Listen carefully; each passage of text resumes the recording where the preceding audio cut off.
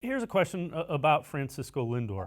Does all the uncertainty with the economics of that maybe make it more likely that, the Indians can find a way to keep him? Because nobody knows what the economic reality of baseball is going to be in 2021. Heck, we don't know what it's going to be next year. Is that something that makes Chris Antonetti and the Indians office's decision that much more difficult? Because you got to be able to play chess, figuring out what the economic landscape. That's why we're not playing baseball. They couldn't figure out the economic landscape.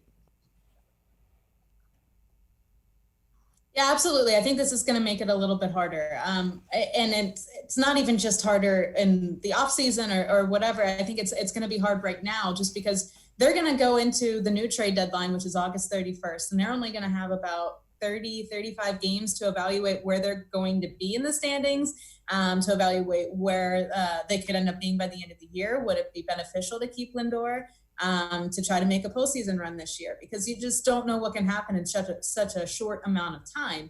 And then also, would teams be willing to give up as much? Because, okay, not only is there going to be just 30 games left by the time they get Lindor of the regular season, there's always the concern of the coronavirus and what it can do to possibly shut down even getting to the postseason. So if that risk is there, would teams want to give up as much as they would have at a normal trade deadline if this season would have just been full from the get-go this year? I know that was going to be a concern, that Lindor would be on the trading market coming at the end of July. So I think this is going to be a lot of decisions now. Once you get into the offseason, or even thinking about trying to extend him now, all the teams are on an equal playing field because every team was hit the same financially. And so, a lot of people keep asking me and saying, okay, well, maybe people can't shell out as much money. Does that mean the Indians have a better chance of extending him? Well, the Indians are also been hit just as hard. So I don't know if there's going to be any advantage for them in any way, shape, or form to be able to try to extend him, because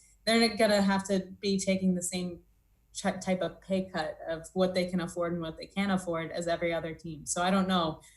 Free agents are going to be hitting a rough time right now, and definitely not seeing the types of contracts that we've seen over the last 2 or 3 years.